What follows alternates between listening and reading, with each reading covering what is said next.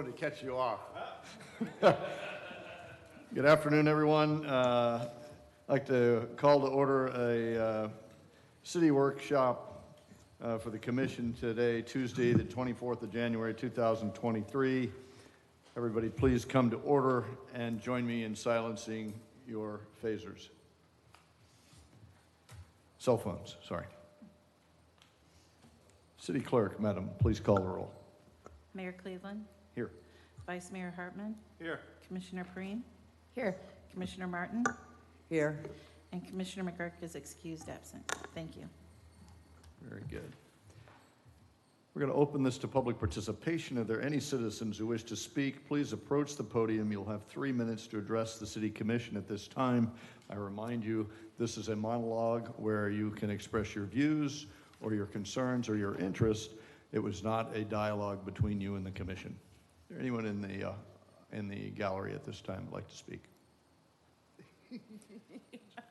Delightful seeing none.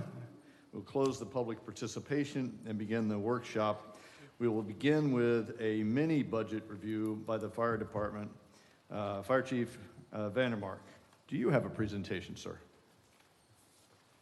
Well, good Tuesday afternoon. We're going to be here this evening real briefly to kind of just go over the fire department, where we're at today, what our budget looks like for the upcoming proposed year of 23-24, and kind of put out a couple things that I want you guys and girls to chew on for the next coming months to kind of gauge where you're at and look to the future on providing better customer service than what we do presently. You'll notice on your desk there I put a org chart that was not included in the PowerPoint presentation, so I wanted to go ahead and print one out just so you have it available to you should you need it in the future. The fire department's broken up into 3 separate divisions. It all falls under one department, but there are 3 separate divisions within that: the fire and EMS service, medical transport, and emergency management. Fire and EMS is self-explanatory. Medical transport, I'm going to delve into a little bit in the upcoming slides. And emergency management. Emergency management is more than just the 200-something people we rescued from the flooded homes that we had. It's also the preparation components. It's shelter establishment. It's feeding, we fed 700 people after Hurricane Ian. I got them confused. So it's components like that aren't really necessarily falling under the response model, more of the mitigation, the preparation, things like that. Things that are out of the ordinary for the fire department. The fire department, we ran 6,800 calls last year. We ran 2,048 transports. That's 55% of all of the EMS calls that we ran in the city. So for every house call that we ran in the city, we transported 55% of them to the hospital with our 1 ambulance. The additional calls are EMS calls also, motor vehicle accidents, fire alarms, elevator rescues, fires, everything under the sun. This year we got the good news that we improved our ISO insurance standard rating to a Class 2, Class 1 being the best you can have as a municipal fire department. In Volusia County there were no Class 1 fire departments up until 2 weeks ago when DeLand actually got a Class 1 rating. So congratulations to them. But that Class 2 rating is in large part to the commission that was here before, and their recognition of the needs of the community and how we can help enhance some of those measures. Fire prevention-wise, we lost $1.7 million of property last year, but we managed to save $8.4 million. And as far as fire inspection goes, we have 100% compliance with the state of Florida Fire Code, NFPA 10101. So a couple of our strategic issues: statewide or state of countywide EMS, aging fire protection systems, quality training and ISO, traffic and expansion and annexation. Start with the big one, and that's the state of county EMS. Right now, the county relies primarily on EVAC ambulance, Volusia County EMS to transport patients to the hospital. There are several fire departments that have gotten into that business as well. Because of the need, they recognize our response times from the EVAC Volusia County EMS ambulance were were not acceptable. They didn't meet the standard that we thought our taxpayers deserved. So the city of Edgewater, the city of New Smyrna, the city of Port Orange, city of Deltona, and the town of Ponce Inlet all decided to get in the transport business to a small degree. And that wasn't to push evac ambulance out of the region. It was to enhance what was already there. Volusia County was meeting a certain standard in response times that they thought was acceptable. The elected people who were here before, some of you and some of you who already voted in the affirmative, decided to take that on as an enhanced quality of service. In the upcoming slide, you'll see that enhanced quality of service has cost the taxpayers nothing and we're operating in the black in excess of $150,000 per year. Aging fire protection systems, this one has been on the slide for several years. And the reason why is we have condos on the beach side that are several decades old, and we see an issue where they're starting to deteriorate. And my fire marshal's office, of the 3 folks who are in that office, are working diligently to get that back where it needs to be. The importance of that is that the people who live there believe that when they're going to bed at night, the system is working as it should, and that's a bad place to be if it's not. So our inspection program ensures that the system is working the way it was designed to, and if not, then we work to correct that as quickly as possible. Obviously, there's a cost for the condo association, so we work with them to make sure that we get there in a timely fashion. But when you put your head on your pillow at night, we want to make sure that the alarm system and the sprinkler system work, because you expect them to as a resident of that condo. Quality training and the ISO. As far as the ISO rating, I believe that we can do better. I believe that we can be a Class 1 fire department, and one of the large components that kind of rose to the top in the rating that we got recently was our deployment model and training. Presently, we don't have a training division. We have a couple of individuals who work who work on shift, but they also contribute to the training department, if you will, training division. But we don't have a dedicated training division, and so we're going to discuss that in a further slide. Traffic. Thankfully, we're seeing a modest improvement with the traffic light that was in front of Station 50. It needs some tweaking. But in addition to that, we also run what's called the Opticom system, which is every traffic light in New Smyrna is controlled by a radio transmitter. So as a fire truck approaches it, GPS determines what time it's going to arrive at that traffic light, and it actually opens up those traffic lights to allow us to have clean access. It helps with response times, but moreover, it helps with the interaction between us and the driving public, which is really far more important, because it's a predictable response. When we hit that intersection, we know, we cautiously assume that all the traffic is stopped in all the right directions. So the interaction between us and the driving public is a huge safety increase, and we're thankful for that. And of course, expansion and annexation, we're always looking at that on our radar. The fire department is composed of 56 full-time employees. 49 of those are suppression or EMS roles. I don't have EMS-only people. I only have fire and EMS combined. It's a 2-tier system, whereas EMS-only would be on the evac ambulance side.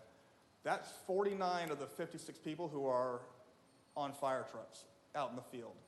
I have 2 leadership roles. I have myself and my deputy chief, 3 fire inspectors, and 2 administrative staff. By administrative staff, to speak in 1980s terms, is secretarial staff.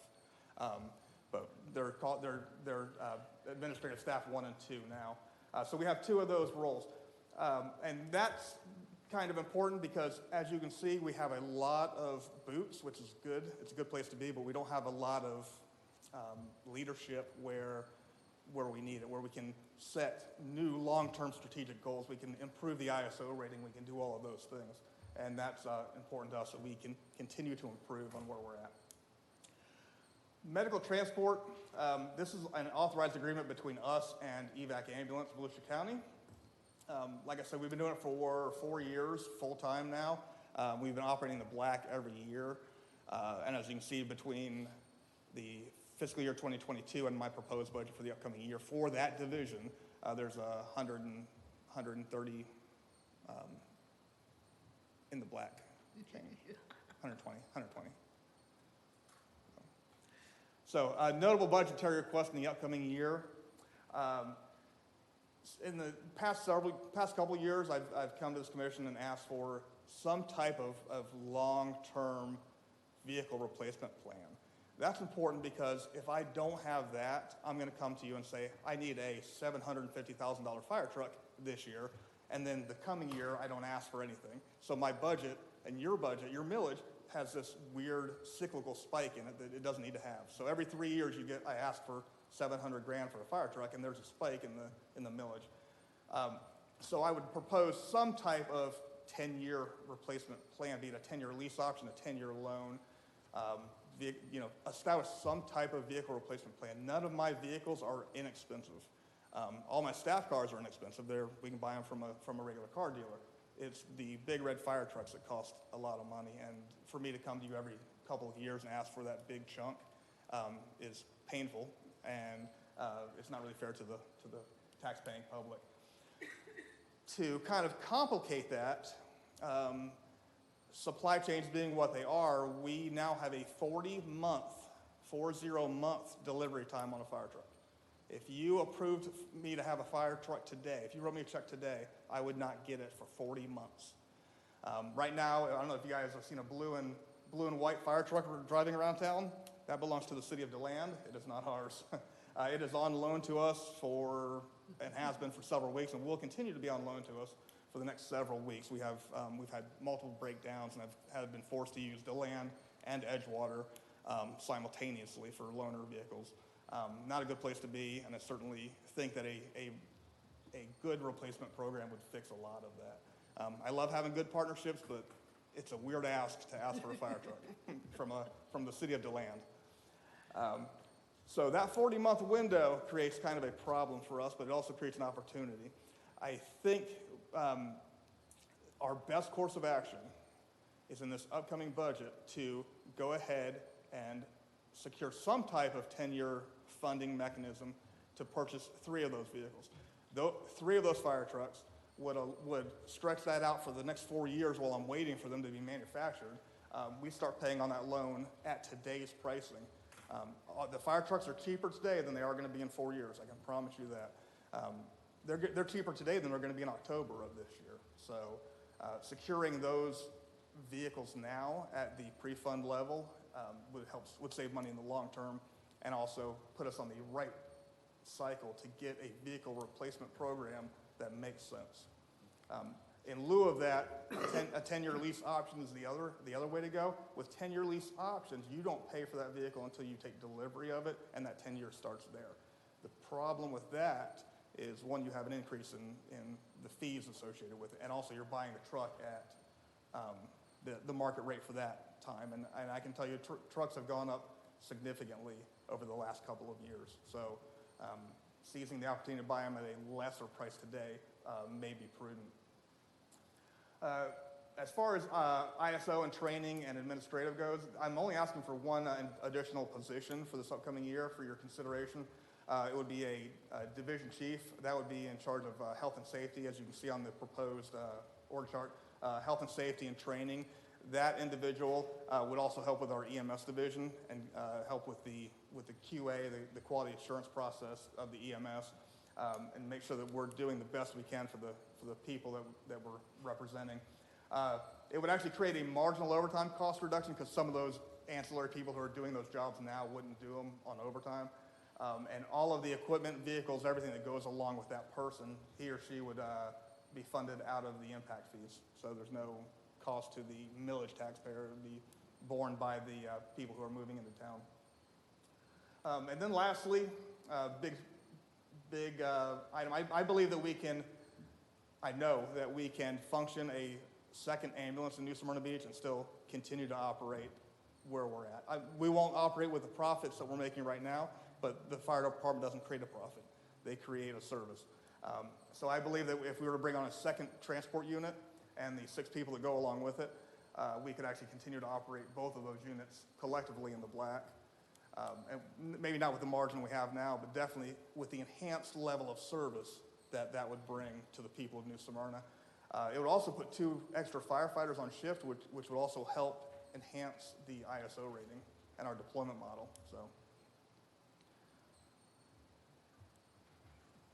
So only 3 capital line items. I had like 7 or 8 last year. So implementation of a vehicle replacement program, estimating 235 or so. If we were to go with like a 10-year bank note on that. The purchase of the gear and equipment for the division chief that I proposed, which is paid out of impact fees, and the purchase of the staff vehicle for that person also paid out of impact fees. So, any questions, especially on these 3 strategic items? These are items that I really want you, that I'm really putting out there for your consideration and dialogue. Chief, thanks for your remarks. Start over here. Anything from you, Commissioner Perrine? Any questions? Early in the game, just. Commissioner Martin, any questions? sorry. No, go right ahead. You used the term suppression. I was just curious what that means. It was like early in the slide. Yeah, absolutely. So we have 49 suppression and EMS personnel. Those are firefighters. Those Thank are you. firefighters. Thank you. But every firefighter that we have in the city right now is a they're a Swiss Army knife, if you will. They do fire, EMS, hazardous materials. They do a little bit of everything. Some of them are fire inspectors on the side, or not on the side as a additional duty. So. But they're not sitting on anybody to suppress them. I'm being. No, correct. No. Okay, so is a vehicle reserve fund a component of your project, of your department, that we should have just an ongoing building reserve where we're adding to it every year, or is that not how funding works, Natalia? We don't have it currently, and you know. No, I meant going forward. Yeah. We can call it, and you can call it a piggy bank if you want to.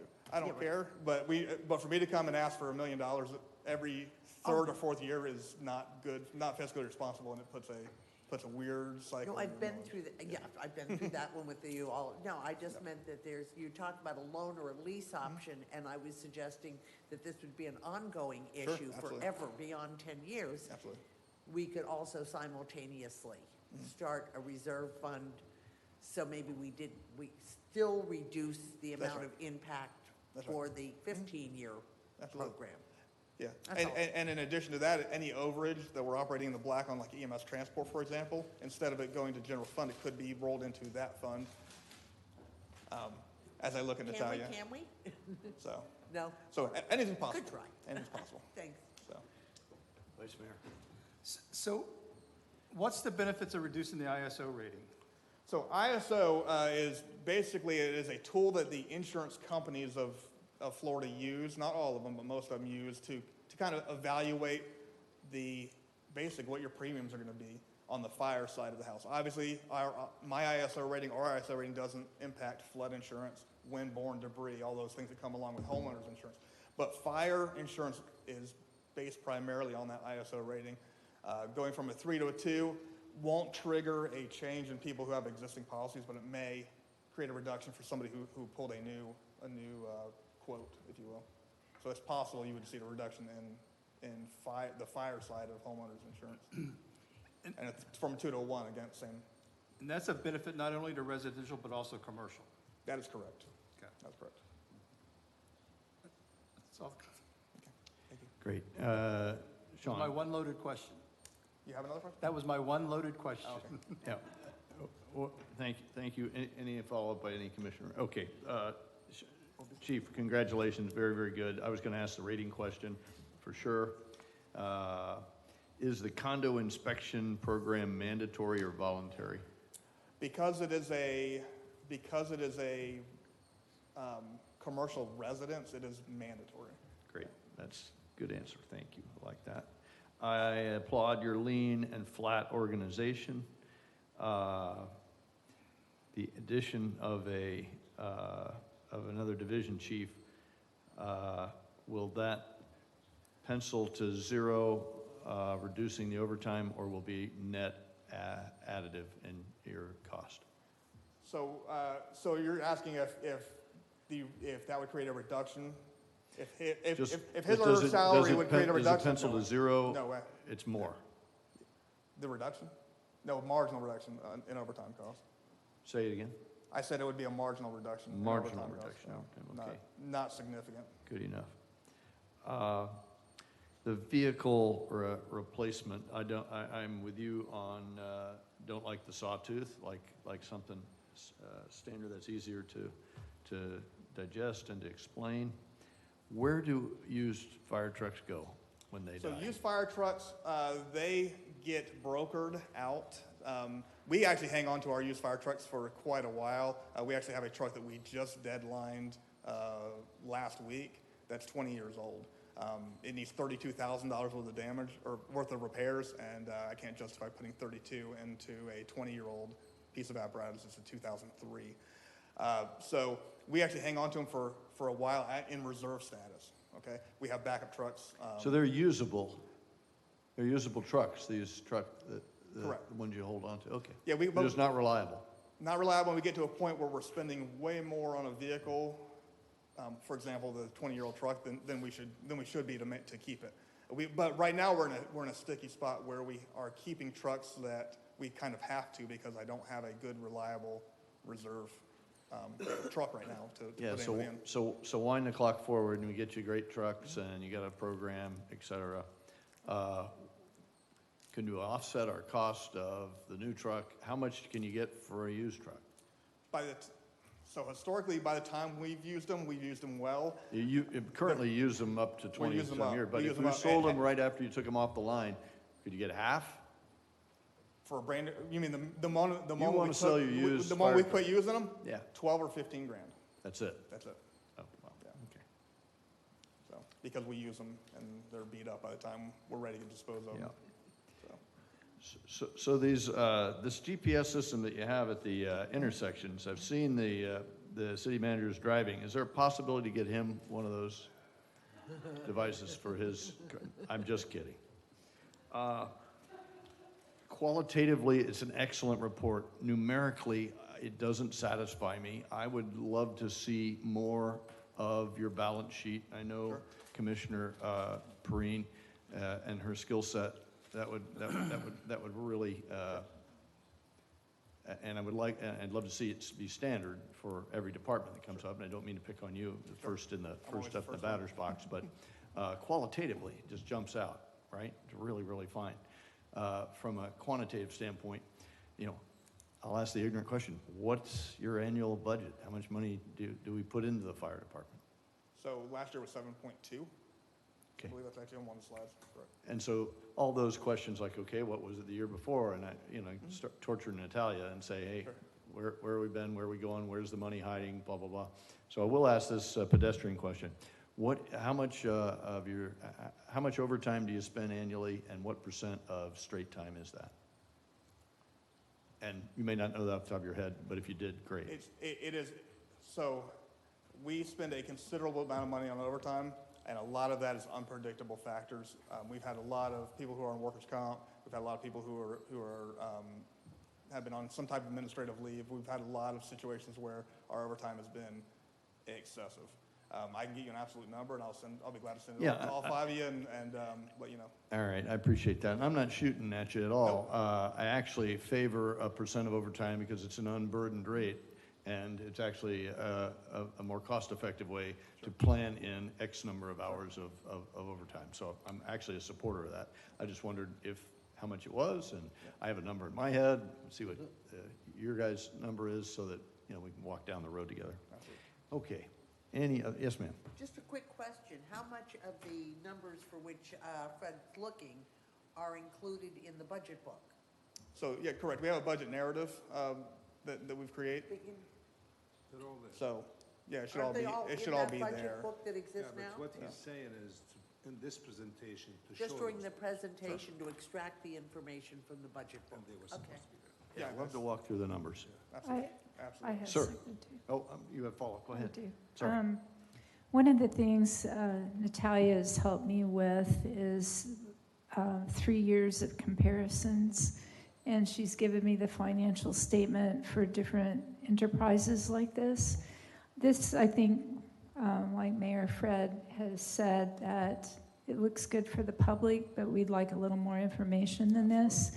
And I'd like to see like a trend analysis going for at least 2 to 3 years back, so that we can see the variances. Absolutely. Because this is really difficult to say yay or nay to it, knowing what we really need to know, a little more. Yeah, fair enough. Okay, absent any questions, thank you so much, appreciate that. Oh, yes, sir, I'm sorry.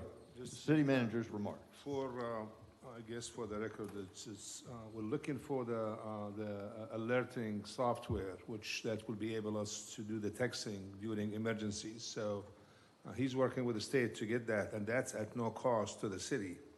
So we should be getting it hopefully soon, I'm assuming. And then the other thing is, it's the high-rise vehicles that we'll be getting in terms of we have flooding, that's what we had in Ian. So you got some vehicles, I think from, Yeah, so I recently acquired 3 vehicles, high water vehicles, not high water, they're surplus military vehicles at no cost, or 1% of the original acquisition cost of the vehicle, so basically $4,000 for 3 vehicles. But that gives an opportunity to one, convert them into wildland firefighting trucks, and secondly, to use them for high water, should we run into that in the upcoming hurricane seasons. So Really good. we'll try to minimize those costs with, So for clarity, this electronic texting system is something similar to what the utilities folks use? See, that would be very powerful. They got a big upcheck for doing that. We start doing that as a city, it will be very powerful. absolutely. We'll be onboarding that in probably the next 2 months. It's limited on what we can use it for as far as public notice of meetings and things like that. They don't want to overburden the public or create a situation where they start muting those notifications, but we will kind of step that line out on what we can and can't use it for and use it appropriately. Really good, really good. And it just popped into my head, with the base closures and us exiting certain global bases, military bases, they generally have firefighting equipment there. Right. Is that a source for us? It is. That's actually where these came from. These were military vehicles in Fort Stewart, Georgia. We also acquired an air crash rescue truck 3 years ago from Beaufort, South Carolina, from the military, from Marine Corps, a P-19 ARF truck for the airport. All those vehicles we got for next to no cost. Great, but how about a fire truck? A traditional fire truck, no. I have never seen one, and I look actually quite often, more often than I should, for used vehicles in that vein, and I've never seen a fire truck of the traditional sense that's available to us. Okay, thanks. I'm just trying to be thrifty. Yeah. That's all. Same here. Okay, thank you so much. Appreciate it. At this time, Deputy Police Chief Eric Feldman is going to present the Police Department's budget presentation. Thank you, sir. Good afternoon, Mayor, Vice Mayor, Commissioners. Looking forward to this opportunity to walk you through the other half of emergency services in New Smyrna Beach. So similar to our colleagues in the fire department, we operate, in fact, we were just kind of looking at our figures there we look forward as part of this process to going through all of our budget line items, and we'll be ready to do that. But kind of in an overview and comparing and contrasting emergency services, we're just over $9 million annually, and out of that, $7.5 million is our personnel cost. So I'd start there, and then we'll continue on. So I find this slide to be the best in terms of providing context as we look at some of the capital items and personnel costs as we forecast 23 and 24 fiscal years. So this kind of says it all. Over the last 5 years, this is our call volume in New Smyrna Beach. So 58,000 in 2018, and we just finished the numbers for 2022, total of 73,142 calls for service. I did a little bit of comparing and contrasting with some of the other departments in Volusia County. I thought that would be important, especially to some of our new members of the commission. The closest I have found is our friends over in the Port Orange Police Department. They are a smaller city in terms of geography. However, their call volume is also, they haven't pulled this year's numbers, but as of last year it was 55,000 calls, if that helps put that in context. So 55,000 to our 64,000 last year, and they have 96 full-time sworn police officers. Here's some of the priorities that we have set forth as a police department in terms of providing a quality service to our residents. Increased visibility and accessibility. What this means to us is as we look at our staffing models, as we look at our personnel, our growth, our recruitment, retention, we recognize there's a couple things we need to do better. there are certain places in the city that we want to be able to maintain full-time coverage. We think it's important in our business district to have police officers on bicycles that are readily approachable and can relate and have relationships with both our business owners and our residents and our tourist areas. Increased deterrence of physical crime. That, of course, comes primarily through more police officers. Meeting minimum staffing for special events. So we've seen a bit of a change over the last couple of years here in New Smyrna Beach. It'll be no surprise to any of you, spring break being one, but was almost all of our public holidays last year. We recognize that we have to hold to a certain staffing level. We will always add to that with our mutual aid agreements with our fellow departments, and we'll do that again this year. But there's just a certain amount that we just need to maintain in terms of minimum staffing, looking at some of these new challenges that we're facing. Updating our technology, leading to increased officer safety and retention. I'll talk about that in a little bit. Reduce aggressive driving. So as we look at our personnel where we need to be as a police department, which if you haven't looked at it is also included as an attachment, is based on a strategic plan that we wrote about 16 months ago to really guide the growth of the police department and make sure that we were transparently mirroring the growth of the city. Increased capabilities to perform search and rescue. Again, not a surprise to anybody, right? Based on the flooding, we recognized immediately that there are certain things that we're going to have to step up our game on, both in vehicles and our ability to perform search and rescue functions in concert with our brothers and sisters in the fire department. And then, as you all know, we are moving forward with the purchase of a vessel so that we can provide educational law enforcement services in the ICW. Here's our current staffing level. So 58 full-time sworn officers. On staff right now, we have 45. In leadership, we have 4. That is 2 captains, a deputy chief and a chief, 6 sergeants, and 4 corporals. Our civilian, we're budgeted at 20, 17 actual, 3 vacancies. Those vacancies are in the process of being filled. Those are our 2 new mental health clinicians, as well as our victim advocate that we just filled. So that will actually be 20 in actual here shortly. Part-time, those are our parking enforcement officers. We have 1 vacancy. Here's where we hope to grow. And again, this is based on the strategic plan. We would like to add 10 new positions, and there's a reason for that. As we look at our calls for service and our ability to cover the geography of the city, we are learning that we need to grow in order to keep a contingent both beachside and west side in the simplest of terms. With all of the residential growth going towards 44 and south of 44, there's no question that we just have to keep officers on that side of town while not diminishing the services that we keep on beachside. Currently, an average shift, right, which we have day shift and night shift, is 5 officers and a sergeant. It's just not feasible to handle aggressive drivers, needs for service on Flagler, bar closing time, things that are happening in the condos at the end of Atlantic, and of course, any sort of incident requiring our immediate assistance in Venetia Bay and the neighborhoods in that surrounding area. So we know we have to do better. We've known that for some time. To put this in perspective, our current staffing model is the same staffing model from 2006. I actually think it's prior to 2006. But our FTEs right now have not changed by much in the last 15 plus years, let's just call it. So all that growth has just been unmatched by the emergency services. Our officers do more with less. There's no question. I think on average, our police officers in New Smyrna Beach handle twice the call volume as other cities, with the exception of Daytona Beach, for obvious reasons. So what we're asking for in terms of these 10 positions, there's some science behind this. We have looked at this every which way. What we're hoping to do is get to a point where we can maintain dual shifts, 1 on beach side and 1 on the west side. We know that with recruitment and retention and law enforcement in the 21st century, that it takes some time. So our likely next step would be the creation of a swing shift.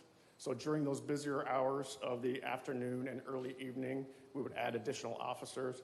That would enable us to staff things that we know we need in this city: a full-time traffic unit of at least 6 motor officers, full-time bike patrol officers in our tourist and our business district, and so on. I've added the actual, in concert with HR and finance, I've added those costs, what that looks like in terms of an increase to our budget. In terms of civilian, there is no question with 75 employees and us adding 10 more, we don't have the capacity to handle those extra duties that are required to be a functional department in the city.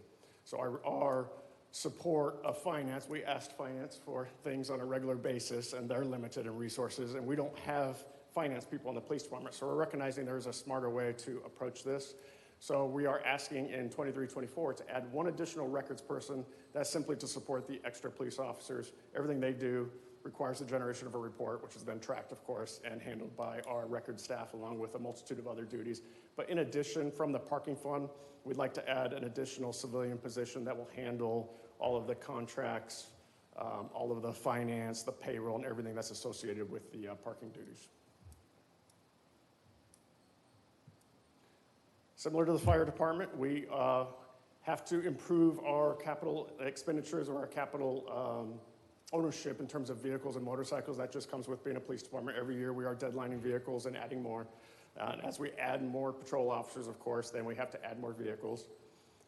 For 23-24, we estimate we'll need 10 patrol vehicles. Unfortunately, those costs have increased by 20 to 25%.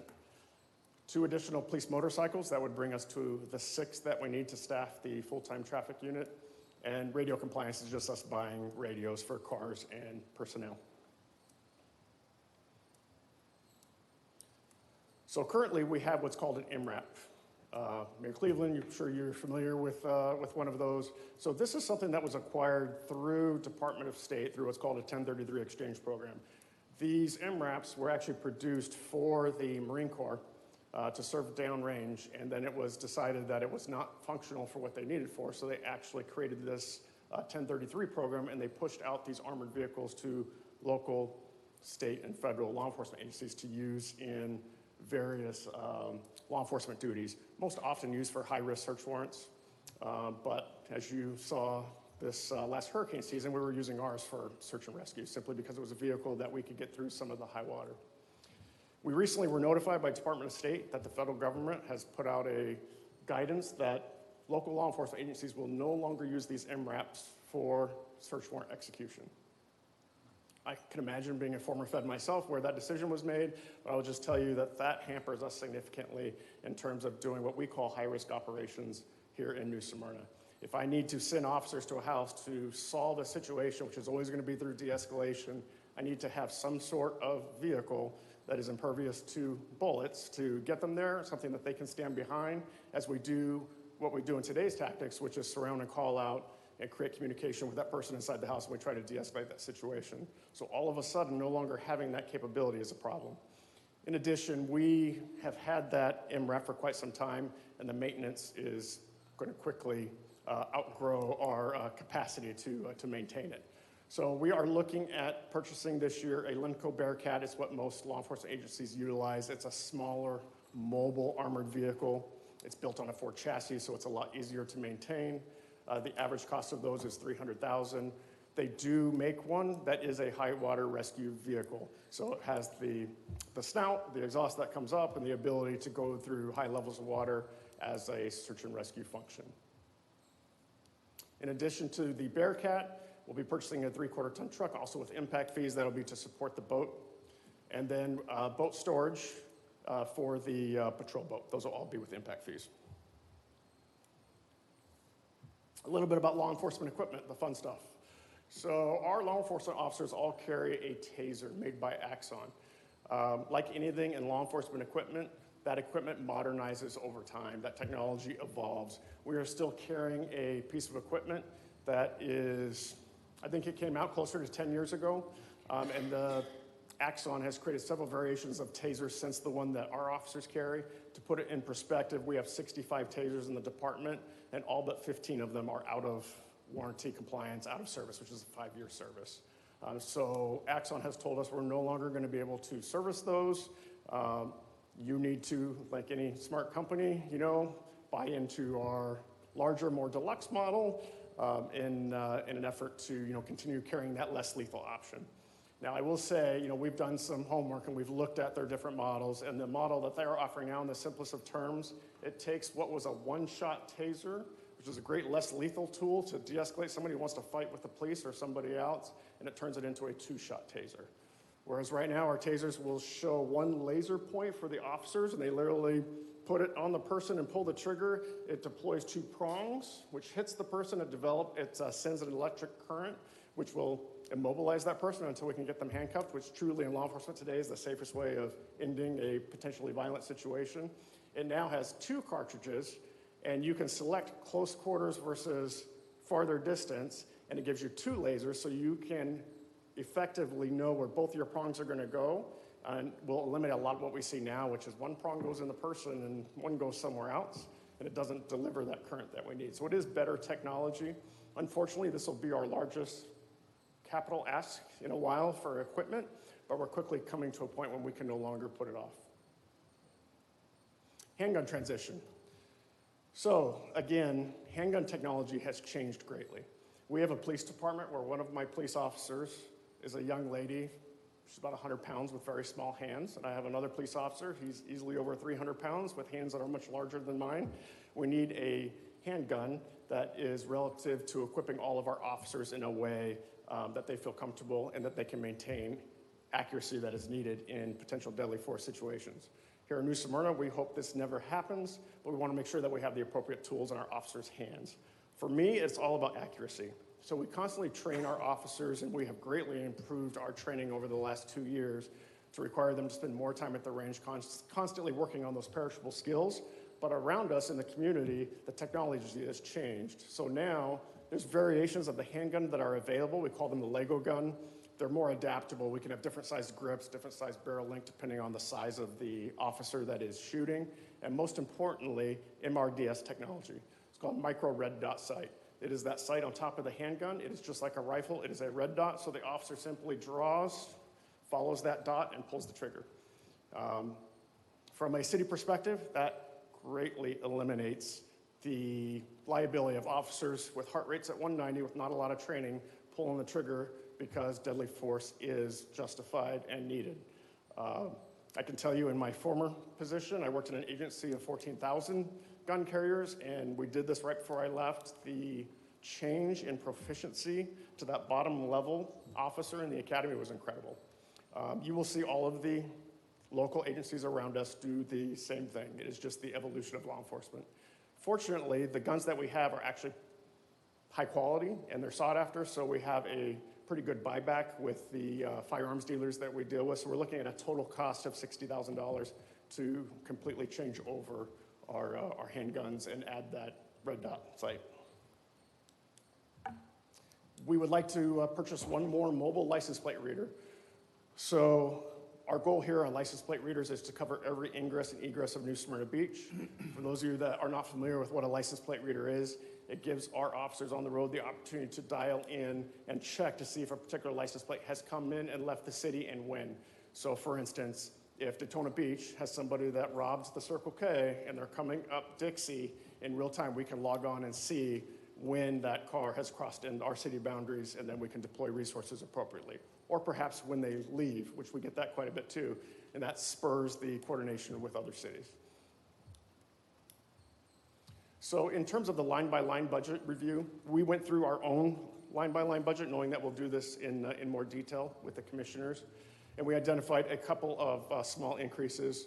Our conference registration and training, we would like to increase by $4,300. Our education and training fees, we have more and more police officers who are pursuing bachelor's and master's degrees, so we'd like to increase that by $5,000. And our annual maintenance contracts, just by themselves, the contract in the out year has gone up $3,300.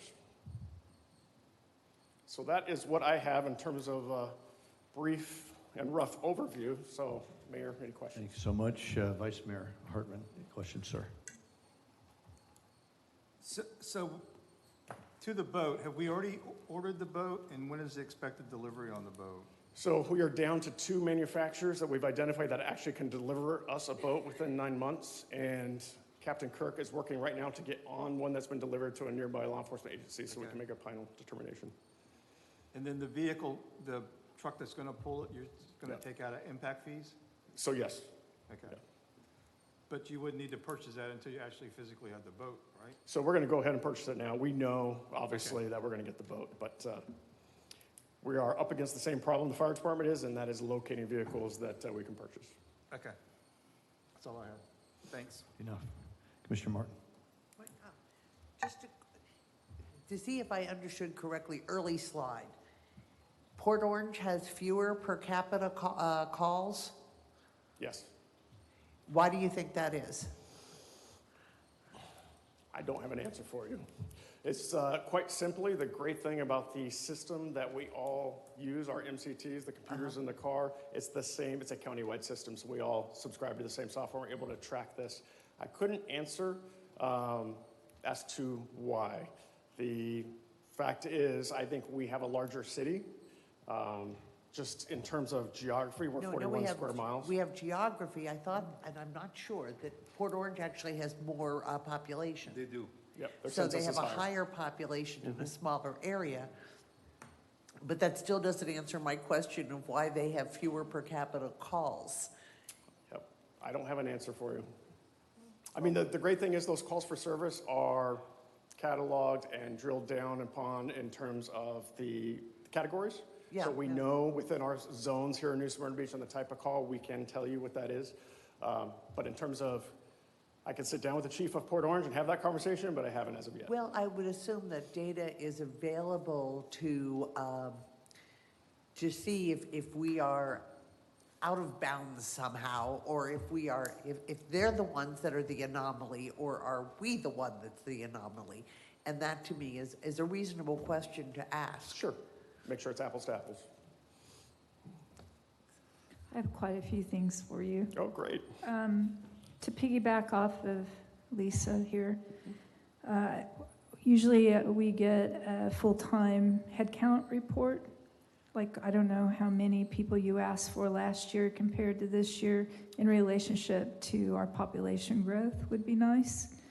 I agree, you know, you've got a large territory here between Flagler Avenue and all the way to Beach Side, all the way to West Side, and we do have a lot of growth out there, so it's visible, that's a large territory.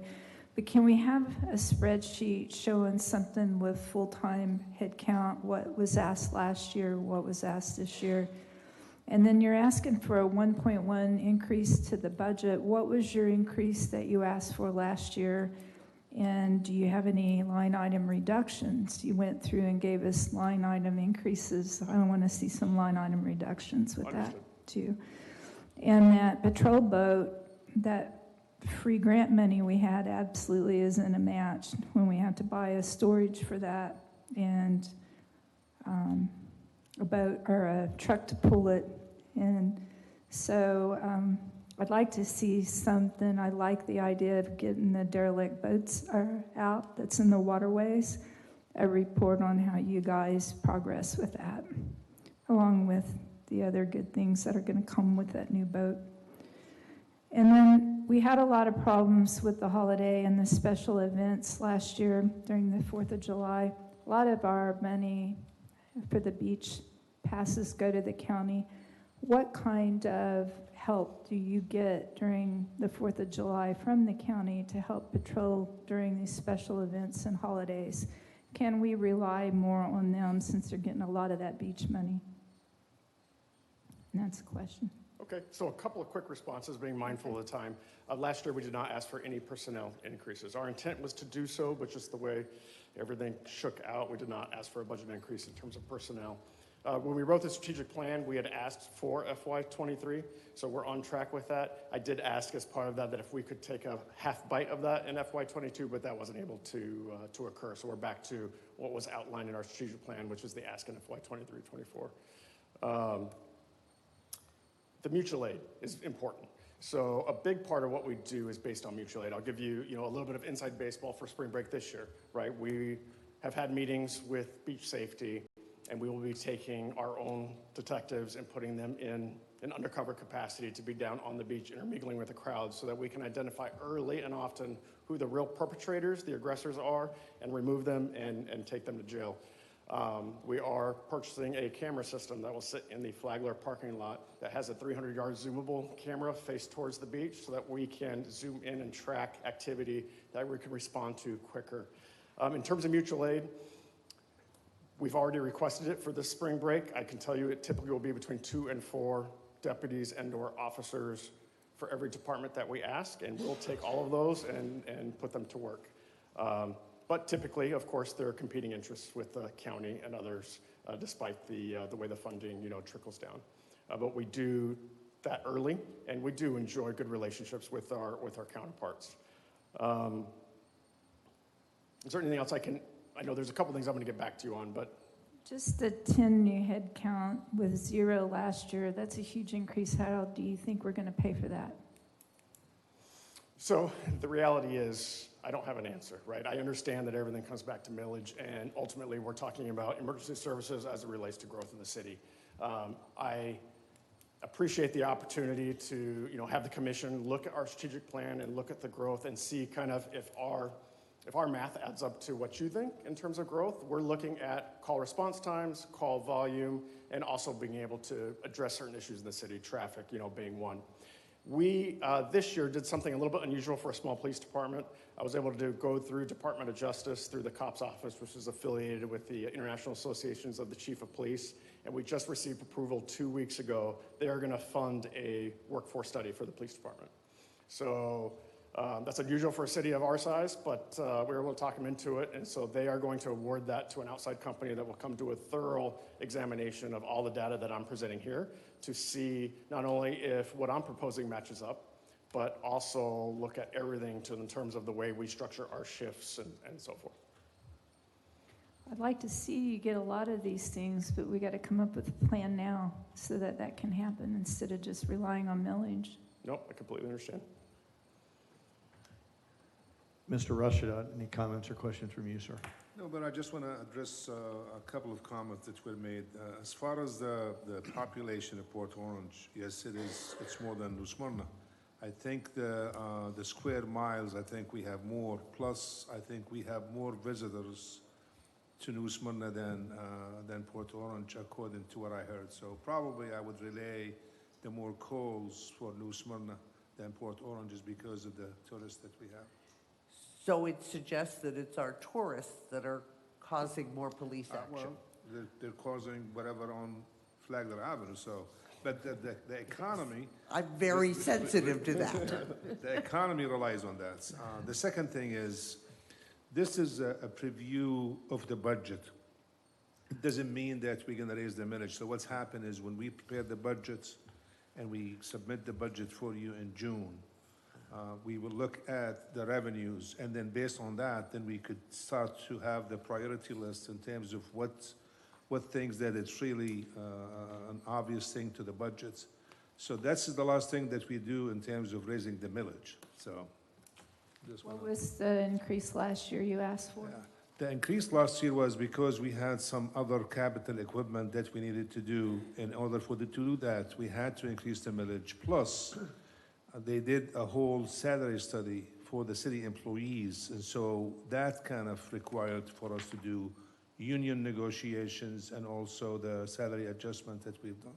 No, I said how much was the increase for the police department last year versus this year? The They're increase requesting. in millage? No, in budget, 1.1 increase to budget is what they're asking for this year. It's probably each police officer, I would say, at least $100,000. So, Thank you. Anything else, Colin? That's it. Thank you very Okay, much. Very good. Just a few, Eric. I'd love to see, it's a fantastic presentation, so well done, staff. You did good. Perhaps that call chart per population is interesting, but if we normalize that to population growth, it might show that we're steady as we grow, rather than something anomalous has happened to make it. It may show a steady line if you normalize that to growth. Yeah. And then I think Commissioner Breen brings up a great point about how many of these are citizen on citizen, how many of these are citizen on visitor, and that would be a good thing to know. That may be the cost of being a tourist town. We could probably broadcast that differently, so that might be helpful. I don't know how you can exactly do that, but think about that. The gear for the storms, delighted to hear that. I know that Sean's team is ready now and was ready, and I know that there's frustration in your ranks about not being able to do all that you guys wanted to do, so big supporter of that. How many, I saw a big disparity between FTE and what we have on board. Can you reveal how many are in the pipe and how close you're going to get to what your current FTE is? Absolutely, Mayor. I believe right now we show 12 vacancies. We have 7 in the pipeline. And we do believe, based on kind of a sudden surge in interest, that we're going to be able to get to full staff quickly. I think that's good for the commission and the public to hear that you're on the rise there. I think it's helpful. How many people in staff records now? What's the staffing for records? 5. And is there protocol best in class? Is there a digital technique? Is there a speedy technique? Is there a department that you would go to another agency that you can say, hey, this is how it ought to be done, and we would get an efficiency there? Is that, or are we doing the best in the That's a business great now? question. So I think that there's consistencies throughout the county in terms of how we do records. We all operate off the same software. That's provided, by the county, of course, that we pay into the PIGI for. But we are constantly, we went through a restructuring of our table of organization because we had everything, our workload balance was all off. So we kind of restructured. We created an administrative services manager, whereas before everything was going up to 2 captains. So that's Rick. He basically functions as an administrative captain. So now I have a senior leader who on a daily basis is looking at those efficiencies and comes to me on pretty much a daily basis with how to constantly improve that. It's why we got to the point where he came to me and said, this is great. We need to go through all of our contracts and determine what's expired and what we need to redo. However, he says, who would you like to stop answering the phones in the window? Because all 5 of those records personnel, right, have daily duties. So we're constantly looking first at how do we take it out of Hyde before we bring it to the commission? And if so, how do we justify it? Yeah, and just to commend to you, the aviation business, the FAA has gone to, for commercial aviation, a digital flight bag and a digital maintenance bag. So you can actually talk to, am my time up? Oh, just. 3 minutes, Mayor. You can actually talk to the thing and it records and then you transmit that in. So just think about, look into aviation for that. Will do. Not counting training for firing firearms, how many times do officers shoot how many bullets were fired in the line of duty last year? Here in New Smyrna Beach? Yeah. 0. 0. Yes. All right. And how about tasers? How many times do you tase people? I'd have to get you a number, but it's more than 0. Okay. Got that. I like the 60 grand for new Glocks. I hate the monopoly. Is the company having monopoly on tasers, or is there competition? So, it's interesting. There is a little bit of competition for body-worn cameras, but Axon pretty much has the corner on Taser and the associated software to upload. Okay. And how many license plate recorders do we have already? And you're looking for I one have that more. here. Give me 1 second. I would think that you're trying to cover all the entrances and We are. egresses for the city, so. We currently have it at 10th and South Dixie, North Dixie and Three Bridges, Pioneer Trail and Williamson, 44 in Colony Park, and 44 in Walmart. Got it. We're proposing adding 1 to Riverside and 1 to Old Mission and 44. And that will close it all off? Yes, sir. Nobody, okay, wonderful. Okay. Thanks for enduring all those questions. Again, some similar comments, something numerical would be helpful and Yes. would you see where we're headed, right? The stewardship of the taxpayers' money is important, and we want to be excellent and not always appear to be growth in that regard. And so I know there's magic to be done on a broad scale, but having that be transparent would really be great. It just adds credibility to each of you who do a fine job, and this is an attribute that is not attended to, and you could easily do it. Okay. So, Mayor, on the license plate reader, 2 years ago, we were in conversation with the residents in Venetian Bay and going to partner with them on purchasing 2 traffic reader, or license plate readers, and then their board changed hands and the deal fell through. So that was one of the ways that we were trying to work around that, is to try to get some partnership with that. And it's something that we may want to consider with any new growth going out west, is that to include that part of it into the, our PUDs or MDAs. Really So, good idea. Wonderful. That's really good. Thought we had And maybe get them to buy a fire truck or something, Just thinking out loud. Okay, pending any more questions for the DC? Thank you, Eric, that's it.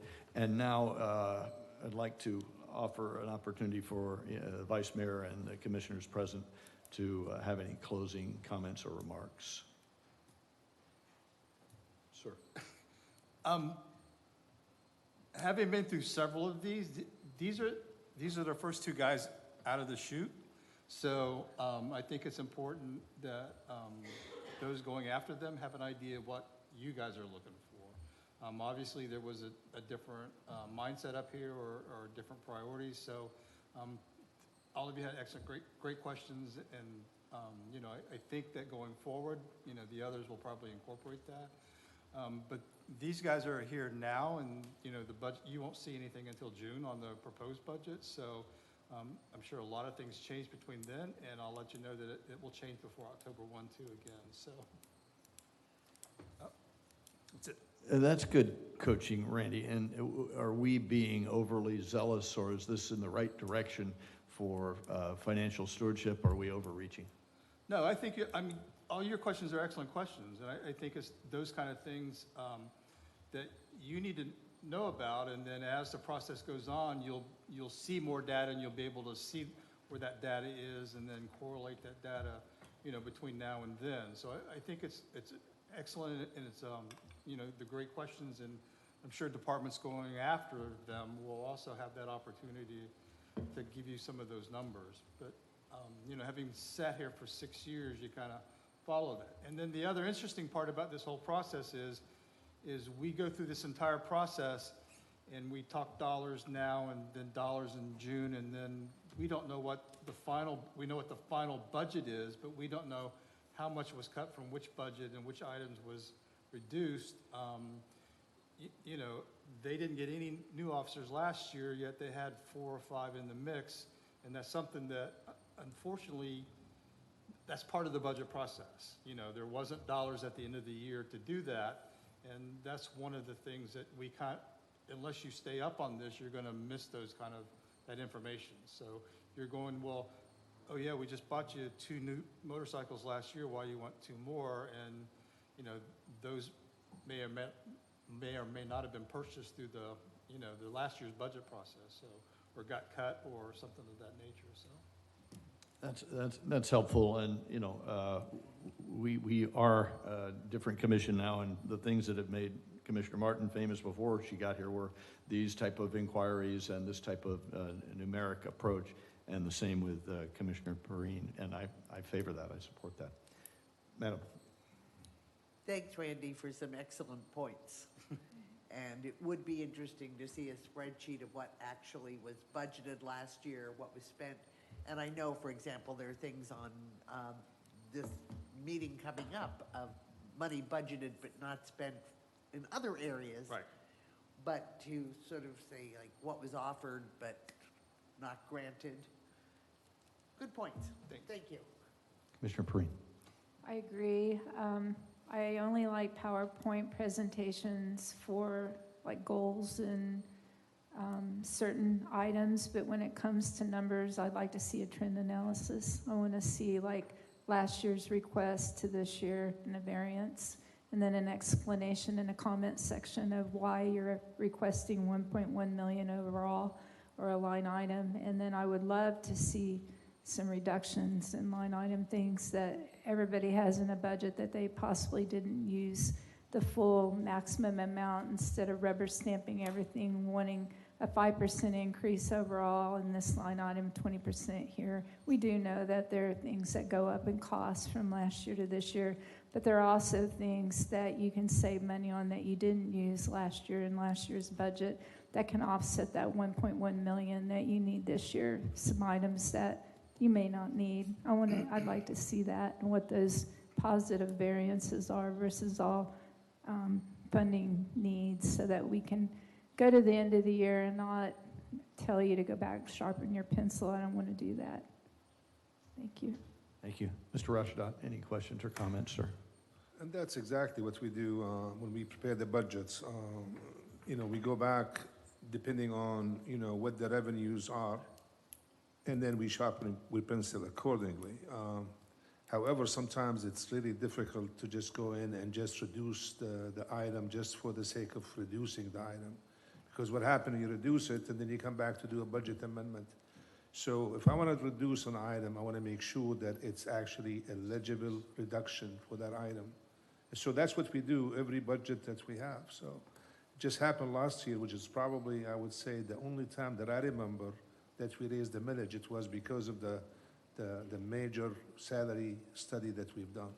So, but if you want to see in the next PowerPoints for the other departments, those historical data on the department, we will make sure that it's there. So, thank you. Yes, sir. So closing out, I would say to the officers on both the fire and the police department, I see your needs of personnel. My bias is that you need them. New Smyrna is a premium town demanding premium services. The economies that we have to get is the art of what the city manager and the finance director is going to help us through. So this is not a do you need it question, in my opinion. This is a how do we get there question. And I just want you to take that back. One man's opinion, not the commission's, but just my personal bias. And with that, we are adjourned.